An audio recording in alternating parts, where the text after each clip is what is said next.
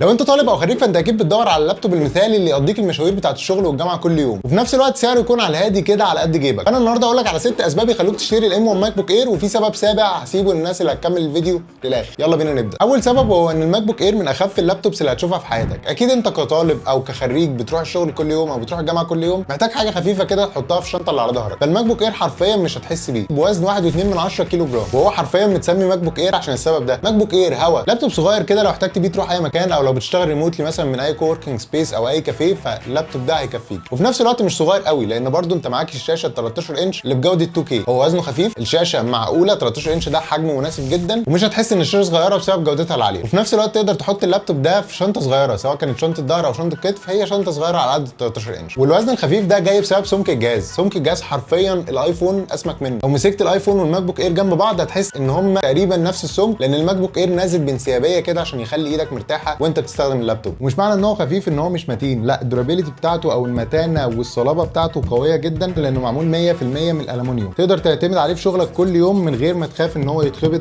او يحصل له اي حاجه. صدقني لو انت بتركز بس على الاداء والامكانيات والمواصفات بتاعه اللابتوب وناسي موضوع الوزن والابعاد والحاجات التانيه دي، فالموضوع ده بيفرق جدا جدا وهيريحك طول ما انت بتستخدم الجهاز. تاني سبب البطاريه. زي ما قلنا ان احنا بنحتاج نتنقل كتير وبنروح مشاوير كتير، سواء كانت الجامعه او الشغل او حتى لو شغالين ريموتلي، فاكيد هنحتاج بطاريه تقضينا وقت طويل، لان احنا مش عارفين مصدر الكهرباء في المكان اللي احنا رايحين له ده هيكون متوفر ولا لا. فبطاريه الماك بوك اير والاوبتمايزيشن بتاع شريحه الام 1 هو احسن بطاريه في اي لابتوب على الاطلاق لحد النهارده. البطاريه ممكن تكفيك اكتر من يومين استخدام لو انت بتستخدم اليوم مثلا افريج بتاعه 8 ساعات، لان البطاريه بتكفي 18 ساعه. انتوا متخيلين 18 ساعه؟ وساعات كمان بتوصل ل 20 و22 ساعه لو استخدامك بسيط. اما لو استخدامك تقيل هيفي يوز فعلا وبتستخدمه في برامج تقيله زي المونتاج او الايديتنج او ايا كان، فالبطاريه ممكن تقعد معاك من 12 ل 15 ساعه، اللي هو يعتبر اليوم كله من اول ما تصحى لحد ما تنام. كمان الماك بوك اير بيجي معاه شاحن 30 واط. هو مش شاحن سريع زي اللي بيجي مع الماك بوك برو اللي هو 67 واط، ولكن ال 30 واط يظل برده ان هو شاحن سريع ويقدر يشحن لك الجهاز في تقريبا ساعه ونص. ساعه ونص شحن هتكفيك يوم او يومين على حسب استخدامك.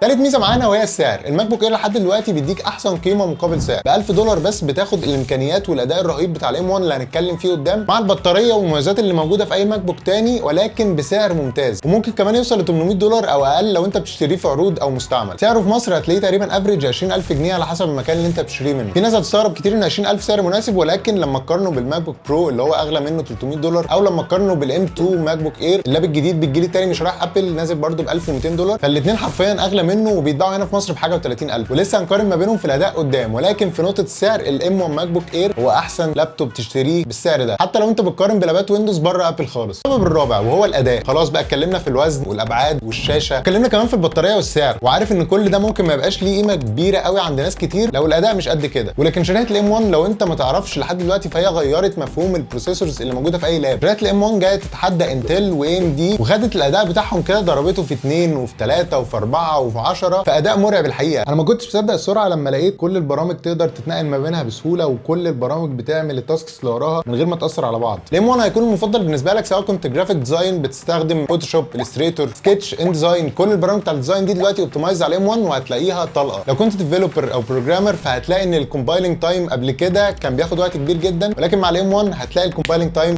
بيخلص في ثانيه. فلو بتعمل كومبايل او بتعمل كويري بتسيرش في داتابيس كبيره، فهتلاقي ان الوقت قليل جدا والدنيا سموث. تقدر برده جنب الكومبايلنج تعمل حاجات ثانيه كتير. لو انت فيديو اديتور او موشن جرافيك بتستخدم افتر افكتس او بريمير برو او فاينل كات حتى، فهتلاقي ان كل البرامج دي سموث جدا، وبتقدر تعدل على الفيديوهات ال 4K كانها سكينه في الحلاوه كده، انت ماشي في الفيديو ولا يهمك. على عكس لابات كتير لو حطيت لها فيديو 1080 لو انت بتشتغل كمان في الداتا ساينس او البيج داتا او الاي اي، فكل ده هيبقى اسهل من السهوله مع شريحه الام 1. واكيد لو انت كل شغلك دوكيومنتس او اونلاين، فاكيد الام 1 هيسد كده سد مع كل اللي فاتوا دول، فاكيد هيسد معاك. في حاجتين بقى الام 1 ماك بوك اير ما بيعرفش يعملهم والاداء فيهم ضعيف جدا. اول حاجه الجيمنج. لو انت جيمر فانت مستحيل تفكر في الابل ايكو سيستم عامه. الام 1 ماك بوك اير بينزل عليه جيمز ويقدر يشغلها، ولكن الافيلابيلتي بتاعت الجيمز قليله جدا جدا جدا. نفس الكلام في افيلابيلتي السوفت وير بتاع المهندسين. لو انت مهندس معماري او مدني او ميكانيكا وبتستخدم بقى اوتوكاد او ريفت او اي برنامج من البرامج الهندسيه دي، فمعظمها مش موجود على الام 1 ماك بوك اير ومش مدعوم على اللابتوب. وكنا اتكلمنا في كل العيوب دي في فيديو قبل كده، هسيبه لك برده في اخر الفيديو تروح تتفرج عليه او من الاي اللي فوق. ميزه كمان موجوده في شريحه الام 1 وهي انها بتدعم تشغيل برامج الاي او اس. كل برامج الايفون بتشتغل عادي على الماك او اس، وده جزء من الابل ايكو سيستم. فانت لو بتشتري الام 1 ماك بوك اير فهتكون بتشتري جهازين في جهاز واحد. لو في اي مثلا ابلكيشن مهم نزل على اي او اس اكسكلوسيف، زي برامج كتير تنزل الاول اكسكلوسيف زي مثلا كلوب هاوس، فانت لو معكش ايفون ومعاك الماك بوك اير تقدر تنزل تحمل البرنامج ده على الماك بوك اير بكل سهوله حتى لو معكش ايفون. فده كان كل حاجه عن نقطه الاداء. الاداء فعلا سوبر وخرافي وبيعمل لك كل اللي انت عايزه. وكمان لو استخدمت البرامج بتاعت ابل والبرامج الاوبتمايزد لشريحه الام 1 والابل سيليكون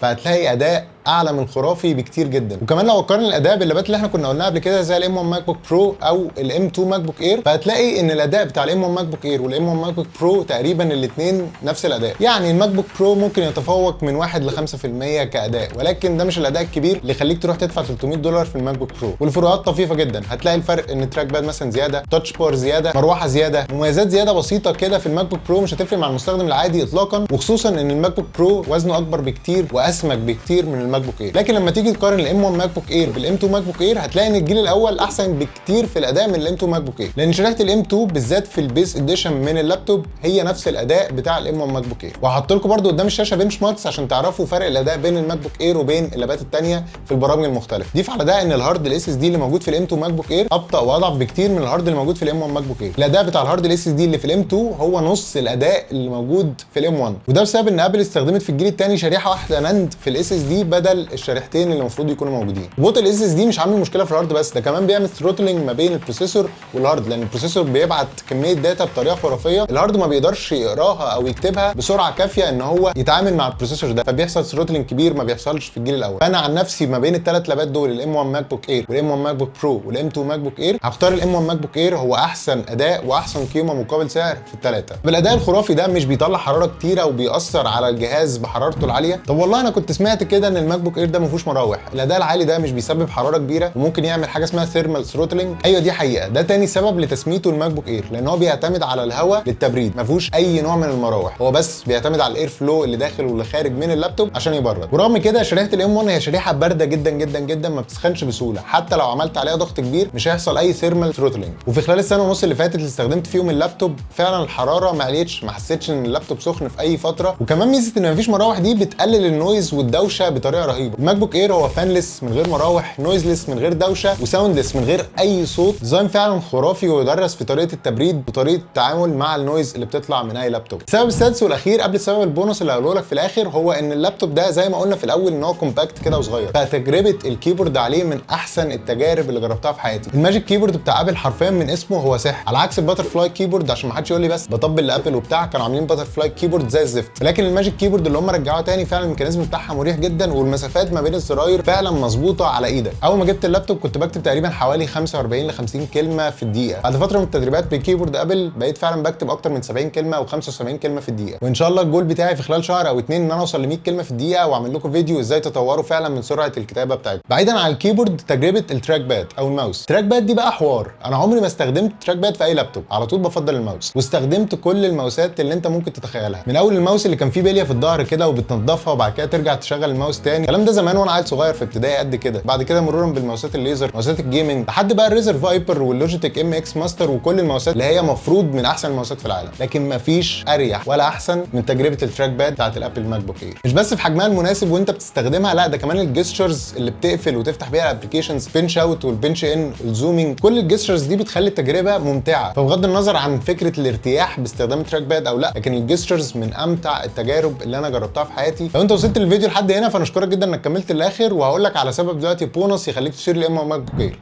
لو انت معاك ايفون فالابل ايكو سيستم من اهم الاسباب اللي تخليك تشتري اجهزه ابل. الانسيابيه في التعامل ما بين الايفون والماك او اس هو فعلا خرافي. لو بتقرا حاجه وبتبراوز من الايفون وعايز تكمل القرايه دي في نفس الوقت على الماك بوك اير، على طول هتنقل كل حاجه على الماك بوك اير وتكمل. النوتس اللي انت بتكتبها بتبقى سينك مع بعض بطريقه خرافيه. انا نفسي بستخدم النوتس دي طول الوقت، ممكن اكون بعمل ريسيرش في اي وقت على الماك بوك وفي لحظه اكون عايز مثلا اخرج اروح مشوار مهم فكمل الريسيرش ده بتاعي على الايفون في الطريق، وده بيفرق في البرودكتيفيتي والانتاجيه جدا جدا. غير انك تقدر ترد على الكولز او المسجز من الماك بوك. لما بتيجي تعمل عمليه شراء اونلاين مثلا البنك بيبعت لك او تي بي، الاو تي بي ده بيبقى على الموبايل، فلو انت معاك موبايل تاني او معاك لابتوب تاني ومعاك ايفون لازم الموبايل يكون جنبك او تقوم تجيب الباسورد من الموبايل وترجع تكتبه على اللابتوب. ولكن في حاله الماك بوك والايفون الاثنين بيكملوا بعض، لو رساله جت على الايفون تقدر تشوفها من الماك بوك وترد عليها كمان. التناغم بقى والانسيابيه دي موجوده في كل حاجه. الكوبي اند بيست، ممكن تاخد كوبي من الايفون تحطه على الماك بوك، كوبي اند بيست او العكس. وكمان ميزه الكونتينيوتي الكاميرا اللي عملتها ابل في الماك او اس الاخير، تقدر تستخدم كاميرا الايفون اللي بتديك كواليتي 4K كانها ويب كام لللابتوب بالظبط، لان في ناس كتير كانت بتشتكي من الكاميرا اللي في اللابتوب ان هي ليميتد ل 720، فكانت ناس كتير عايزه تعمل لها ابجريد، ولكن ابل نزلت السوفت وير فيتشر دي مخصوص عشان تربط الايفون كويب كام للماك بوك. وعيب زي عيب الكاميرا ده وعيوب كتير كنا اتكلمنا عليها قبل كده في فيديوهين، تقدر تروح تشوفهم من هنا، وكمان تنزل تعمل لايك عشان تساعد ان الفيديو ده يوصل لاكبر عدد من الناس، وتعمل لنا اشتراك وسبسكرايب في القناه عشان يوصلك كل الفيديوهات الجديده اول باول. اشوفكم الفيديو الجاي، سلام.